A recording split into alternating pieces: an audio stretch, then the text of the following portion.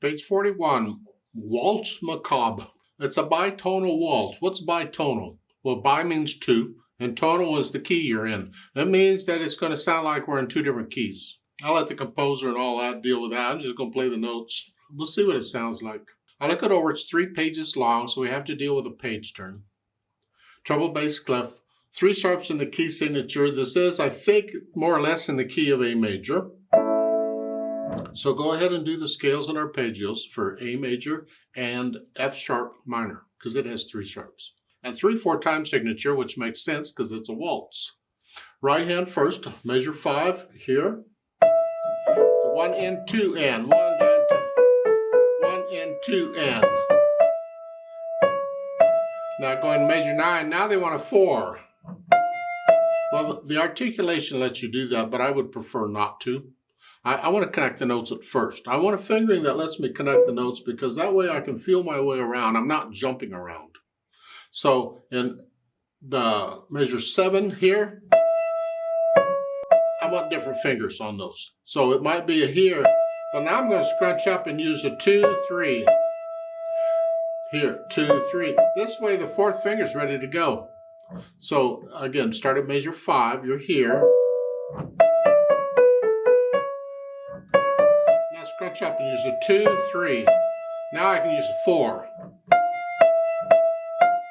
And then a 5. See, these are repeated notes. You change hand positions on repeated notes all the time. This is normal. So that's what we're doing. We're just going from 3 to 5. And you want to get eventually where you can do this without looking at the keyboard too. You have to look at first. And then measure 13, it just come down a half step.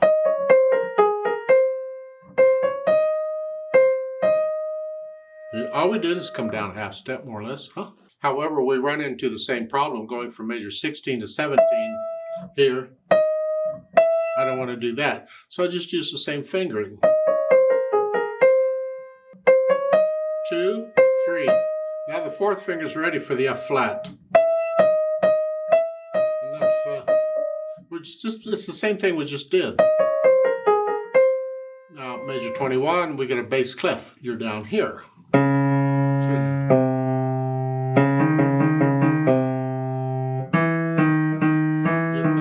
Measure 29, treble clef back up here. You don't need the sharp sign in measure 29. They put it in parentheses. It's a courtesy sign. They're just reminding you because you just had a C natural. So they're just letting you be sure and play with C sharp. Just don't start thinking that sign has to be there. It doesn't. It's a sharp anyway. Now you just lift up and come down.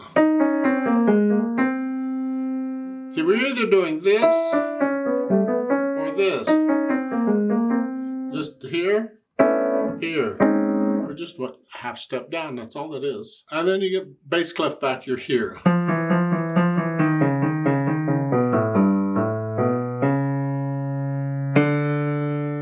Now, measure 36. I don't want a little finger here because I need a little finger for measure 37. So I'm going to use the thumb. A lot of times when you need to deal with 6 notes and you only got 5 fingers. We'll use the thumb as the extra finger because it can move around. It's versatile. So in measure 36, we're here. Rather than here, I'm just bringing the thumb under. Here and then 5. I didn't really move the hand. I just brought the thumb under because I needed an extra note. That's all. Now measure 49 at the bottom. We're up here. Rest, rest, and up here. And the note, well, 2 ledger lines is a C. You should know that. 3 ledger lines is an E. And that's right above it, so it's an F. And it's a natural sign, so it's an F natural. And D sharp. Remember the C sharp. Here. That's all. You might have to go through that a few times with the right hand to kind of get an idea because there's a lot of accidentals and you've got treble clef and bass clef and you're moving around, so take your time with it. The left hand, fortunately, is just broken chords. It's quarter notes. This is fun until you get to measure 37 and then you come down here. You have 3 measures of rest in the left hand. You got time. And the right hand is down here, so you got to come down out of the way, and you're down here. That's an A. You're playing the same note names down here. And then at the end, it's the 2 notes together. Let's put the hands together and see what this sounds like. Starting at measure 5, when they're playing together, you hear.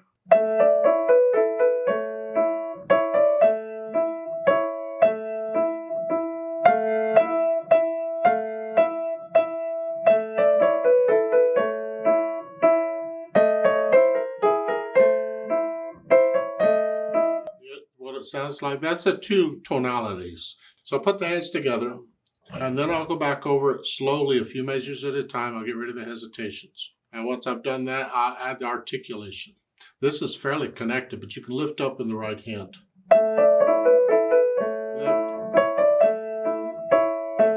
Lift up. Sforzando is a strong and staccato.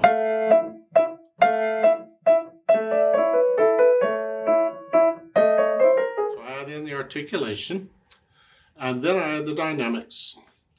Soft at the beginning. And then measure 5, it's the right hand that's mezzo forte. This needs to stay in the background.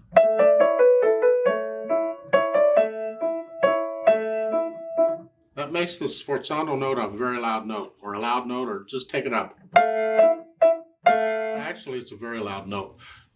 An accent would take it up to a loud note, from moderately loud to loud. A sforzando is a major accent. That takes it up very loud. And then measure 13 is PP subito. Subito means all of a sudden, suddenly. So without any warning, now that you're very soft. So you're going from loud to very soft.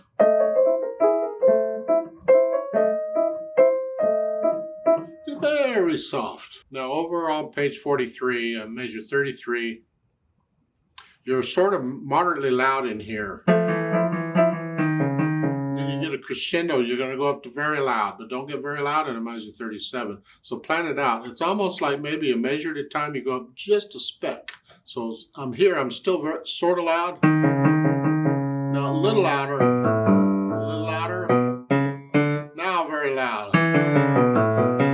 Heavy here, and this light. You need to be light in the left hand at measure 37, even though this is very loud, because this will drown it out automatically. It'll just happen.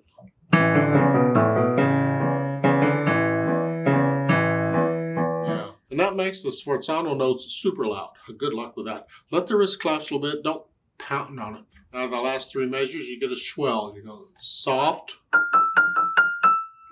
going up to about a moderately soft here, and then go down and slow down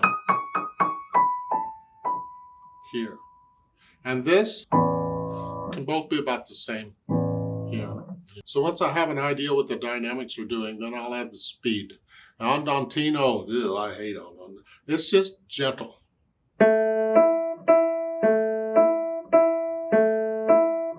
Yeah, there.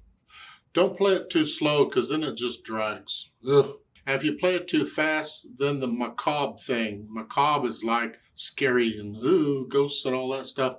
If you play it too fast, then that just... then it kind of ruins the macabre part of it. Take it slow and mysteriously.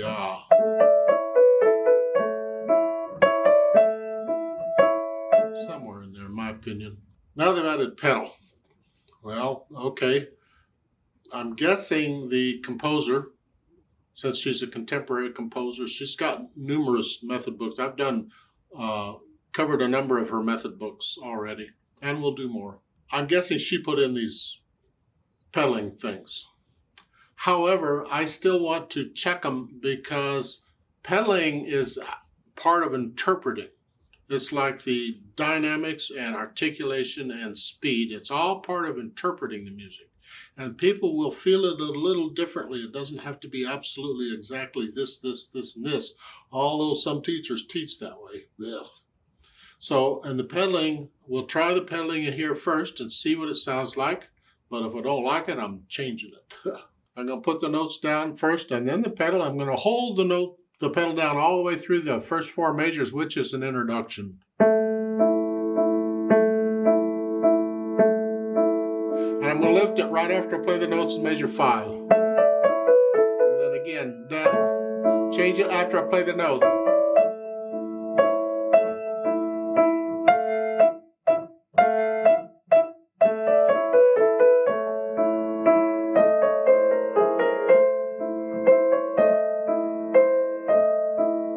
And that's basically how they're pedaling it.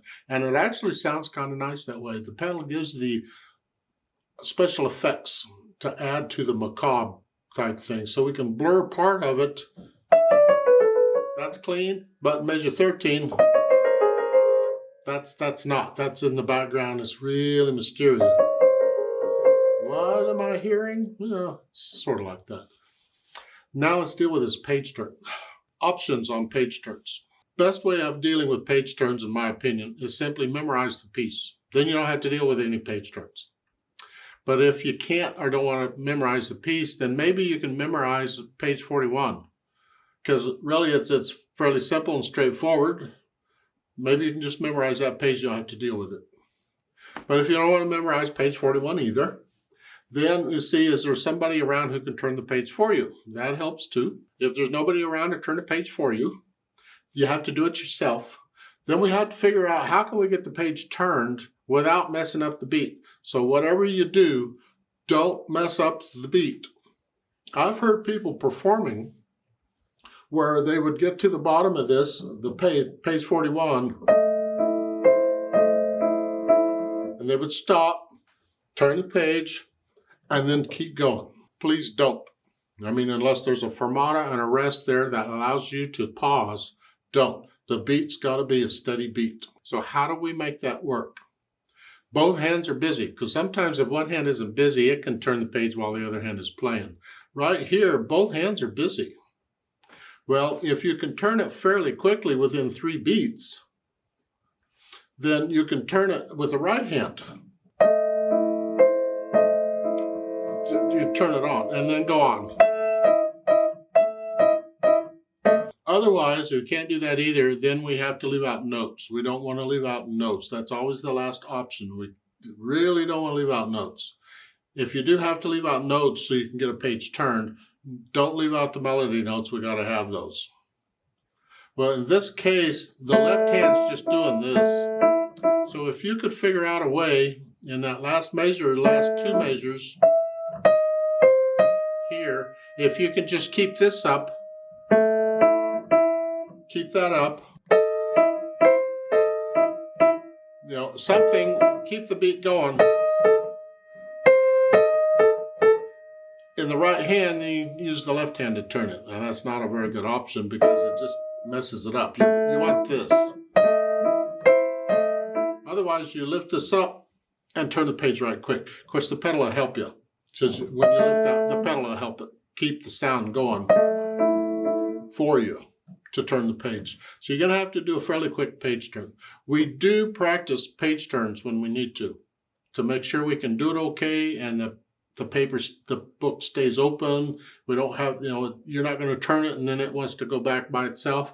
Ugh. Practice to make sure that everything works properly so when you're performing it, you don't have to deal with problems turning the page. In my opinion, just at least memorize page 41.